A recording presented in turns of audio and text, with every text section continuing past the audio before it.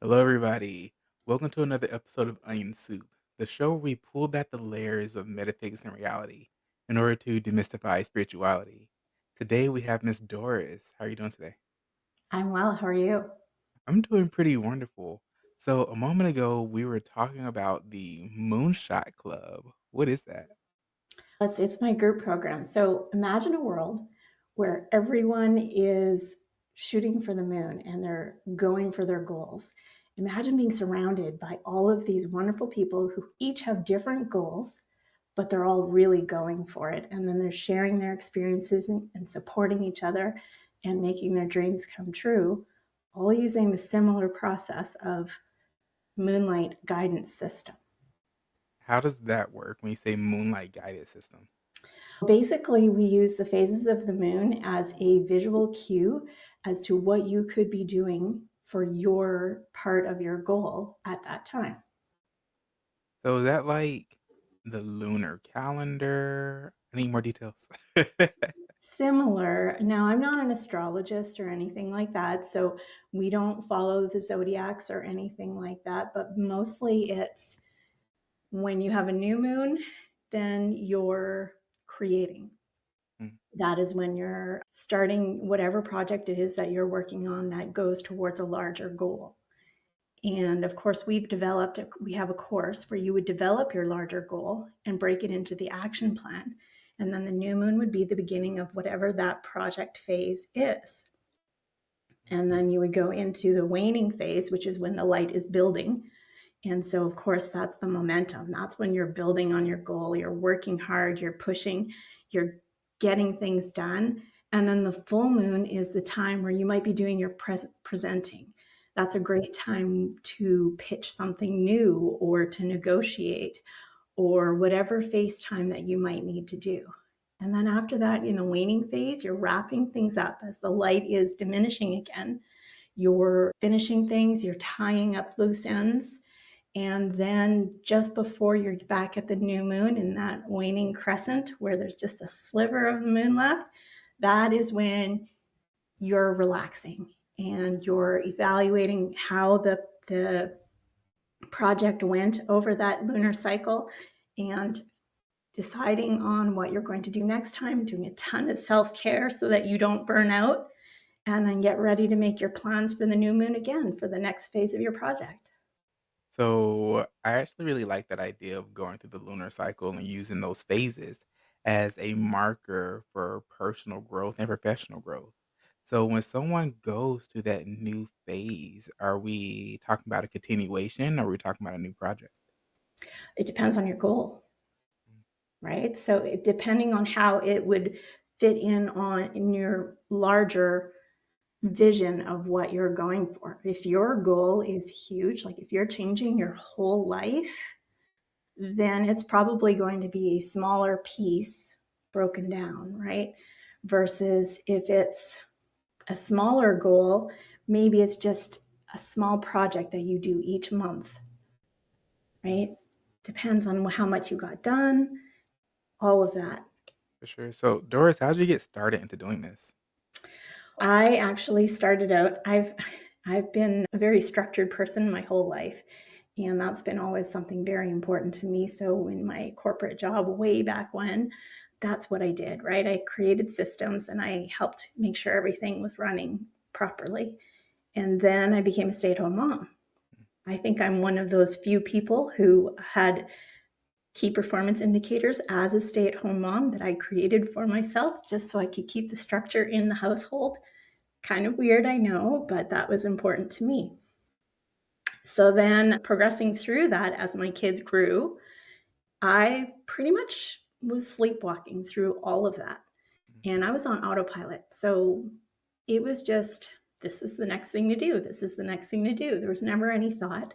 I gave away all of my power. I was not conscious about anything, and life was happening to me.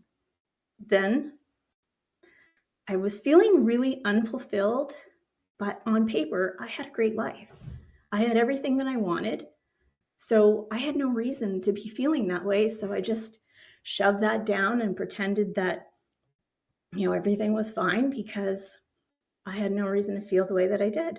Mm. So One day, we were evacuated from our home because of a wildfire, and that was my catalyst. Different people have different catalysts as to what changes them. For me, that was it. All of a sudden, what's important? And I really started thinking about this, and it really woke me up. And then I started taking steps to be more intentional about things. But you can only do so much on your own before you need someone to help you see some of the blind spots, right? Mhm. So that's when I hired a life coach. And she helped me see things. And she was always my cheerleader. But when I was being obstinate, she gave me the little tough love that I needed at the time, right? So then from there, I just progressed. And at some point, I finally realized okay, my kids were older. I was looking to get back into the workforce. What was my purpose now? And she helped me to see what I wanted and really dig deep and know myself. And that's when I decided to become a life coach. Mm. So that was 4 years ago now. And so I've been practicing as a life coach since I became certified. And it's been wonderful ever since. And like I said, I always liked processes. So when I started learning a little bit more about my own processes and creating my own frameworks and stuff, I also started on my health journey. Mm. And I was hearing some different health coaches talk about as we get older, as ladies go through menopause. And so when your cycle isn't as straightforward, a lot of women tend to stick with the cyclical process and use the moon cycle because it's very similar to a menstrual process, right? So if it works for health, like working out and foods and things like that, maybe there were some superpowers there. So I started researching, love process, love the systems, and I found this. And I started working on it and I started finding that it was exactly what I needed. Mm. And then I started implementing it with a few of my clients, and they thrived on it. So I decided let's make a club of people who want to realize their dreams, and let's use this process. Wow, I love all of that. It's funny because I feel like a lot of us, we have our, let's say, like, good lives, but then we're not feeling fulfilled. We feel like there's so much more out there, there's so much more that we can be doing, and then, like you said, there's, like, that catalyst, there's that moment of, okay, it's not that I'm not happy, but I'm also not completely happy. So then what do I do? For me, it was several years ago. I had just finished my degree in biochemistry and I was going to go get a PhD and all this other craziness and had already gone through the military and then decided I didn't want to do any of that. I was living in a one bedroom apartment and I just decided I don't want to do that. And I want to talk to people. I want to help people. I want to guide people and now we're here. So with your program, I also love I love the whole moon, cycle. I also love how you brought up the menstrual cycle being linked to the moon. A lot of times when women's cycles seem off, if you actually pay attention to the lunar calendar, you'll notice that if it's off according to the moon phases, you can actually get yourself kinda back on track. More so with the next cycle, because if you're already off, it could be a struggle, you know? But so with your program and when you started implementing that with other people, what was that like for you? Because you already had the structure, but I feel like the thing about being a structured individual, you have to break down the structure in order to rebuild something different and something new. Was that a struggle for you? What was that like? Breaking down the structure, a lot of times with my clients, they didn't have a lot of structure in their life. So they were looking for something and they couldn't understand why they just were always spinning their wheels and not making any progress. They always seemed stuck somewhere. Or, they some of them knew what they wanted and they just couldn't seem to get working on it because it seemed like something was always coming up, something was always happening. And when we started implementing some structure into their lives, all of a sudden, things started moving in the right direction. And of course, with that structure on top of it, you get the coaching. And so when you find an obstacle and you work it through with me, or any coach really, it's going to help you break down those barriers and see, okay, what's behind that Mhm. and what's going to work. Because what works for me might not work for you, might not work for the next person. But here's a strategy, give it a shot, and then let's check it out. And then that's why I love with this moon cycle that we're evaluating. Okay, that didn't really work out for me, but I really liked this piece. So, okay, how can we shift this and change it so that this piece becomes a bigger focus, Mm. right? Or whatever that has to be. Are there any common roadblocks that you've noticed with your clients? Time management, a Mm. lot. We're also busy, always, and fitting things in. And I'm finding that if you work on a priority based schedule, then even if you don't get everything done and you're only getting the things that are important to you done, there seems to be a little bit of alliance there. And when people are misaligned, a lot of times it's because they're doing all the things. They are super busy, but they're not always getting the things that they are finding important. It's what Mhm. they think they should do. And that's like one of my trigger words. I should, you know, do this, or I should do that, Yeah. or I I feel have. like busy versus productive are 2 different things. Exactly. Exactly. So when you have somebody who is busy and not necessarily productive, how do you point that out to them and how do you start to give them structure? How do you structure somebody who's never had it? And that's where this program comes into place. I have a course, and we go over the vision, and then we break it down into an action plan. Mhm.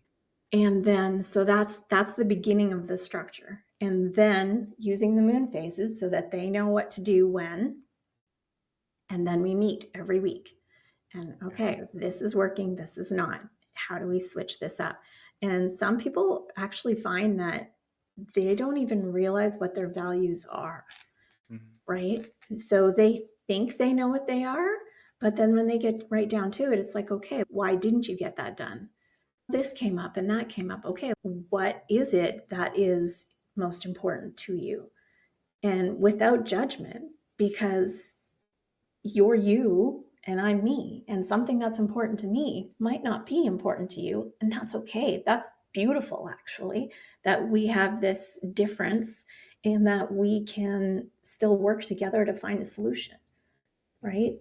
And so when you get that piece and you adjust, it's a slow process, and it has to be a slow process. And finally, when you get into that, you slowly start seeing how it works, and then it just becomes a part of your life. Mhm. You mentioned something earlier about at the end of the cycle, really taking some time to rest and relax. Can you dive a little bit more deeply into the importance of self-care? Okay, so that is paramount, really. In today's world where we are all super busy, as we talked about, maybe whether you're productive or not, you can still burn out, right? And we want to prevent that. So that has to happen. Now, what self care looks like for one person might be different for another person. Absolutely. And that's the thing. It has to be customized to you. Part of what I also work on with the value based scheduling is also making your decisions ahead of time. So, creating routines that make it easy for you so you don't have to make a decision. I read somewhere we make something like 30,000 decisions a day. I, that's crazy. So, if we have the opportunity to put those routines in place and know, okay, when we get to this time, we could have self care every single day, of Mhm. course. Even getting up and brushing your teeth and doing what you need to do to get yourself to work every day. That is self care, right? You are taking care of yourself. But in that end period, it's extra. Mhm. So What more do you need to do? Some people like to, have extravagant little vacations every month. That's wonderful. If you can afford that and that is something that you want to do, fantastic. Some people choose to have a pajama day where they don't go out that day. As an introvert, that is huge for me. That's me. Yeah, and having a pajama day where you don't have any commitments, and anyone that you see is okay with seeing you in pajamas, you know, that's awesome for me. That's self-care. But you have about 3 days to a week of self-care. What are you going to do? And remember, you've planned all of this out during the new moon. So you already know when you get there, you don't have to make the decision. You've already made that decision. You know what you're going to do to take care of yourself. And of course, sometimes things come up and you have to shift and change, but you have a general idea. And that makes things easier once you get there because at that time, your decision making skills are done. You're done, right? I love that. So when I do talk to people, I also do coaching, and I tell people the importance of scheduling self time, or I say me time. And for me, I've busy schedule, entrepreneur, I work at the hospital and do all these other different things. So you have to be able to sit down and schedule time with family, friends, and for yourself, or else you'll just burn out, you know? So when you have people before I even get there, do you ever like get resistance from individuals when you tell them that they have to schedule time for themselves? Yeah, absolutely. Depending on who it is that I'm working with, there are some people who actually think that they're good at taking care of themselves and that they're not overly busy and that they are in constant overwhelm so they don't do anything at all.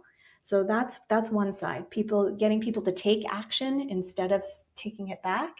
And then there's the other side where people are always on the go, always busy, and their life is going to crumble if they don't answer those notifications on their phone.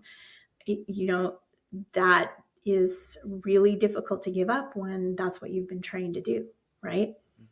So it's a matter of working through that programming. I actually have a system that I work through as well, where you examine, it's a self examination system because you have a situation which is factual, right? This is what happened without judgment.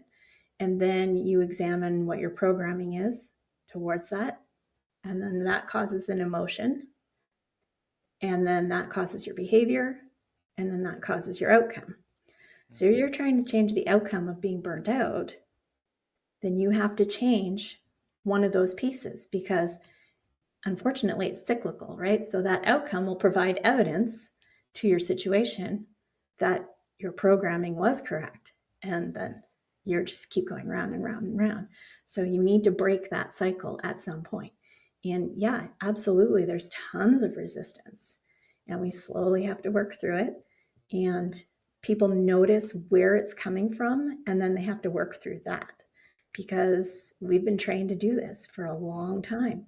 Some of us, like I'm 49 years old. So I've been doing this a long time. Then I'm doing the same things. And it's like if you think of like a dirt road that's been traveled on over and over again, those ruts get really deep, right?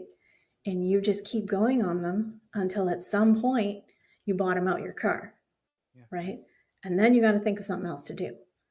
We don't want to get to that point. Mm, So we need to create an alternate route so that we don't ever get there. yeah. I feel like the hardest part about change is recognizing that something needs to change in the first place. Absolutely, especially if you haven't had that catalyst. Yeah, if you haven't had that, and it usually takes an outside eye for someone to say, "Hey, this isn't right. This this doesn't look okay. You need to divert." So, I have a quick question about the program. So, is there any or do you teach or practice any form of like prayer, medication, spiritual beliefs, or what does that look like with the program? Or if somebody comes to you with that? We don't actually have that as a piece of the program itself, although that would definitely fall into self care, Mm, and that's definitely something that I would encourage everyone to do regularly, because of course your spirituality, whatever that might look like, is paramount to taking care of yourself. Because if you if you let your spirituality go, you're opening yourself up to everybody else's beliefs, Mhm, and that's a lot to take on. So, of course, we want to make sure that you are finding what is important to you, and whatever spirituality that looks like, praying, meditation, just 5 minutes by yourself, being quiet. mhm. For, a brand new mom, maybe it's going to the bathroom by yourself.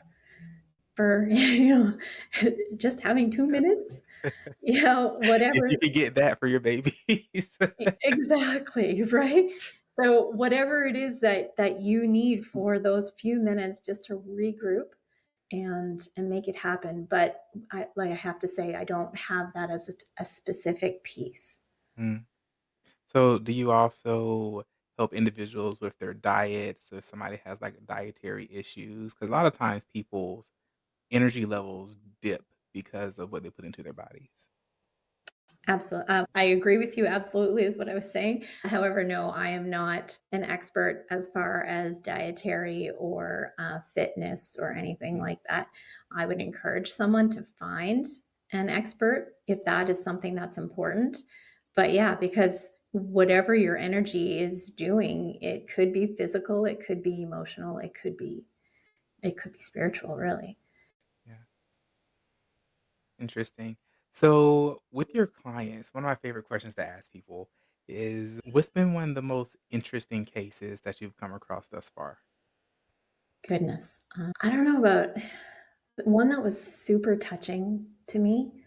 He was struggling with success, actually, Mm, and we were talking about it, and he finally realized that he was worthy all on his own, that he didn't have to do anything to be worthy of love, to be worthy of attention or anything else. He was enough just because he existed.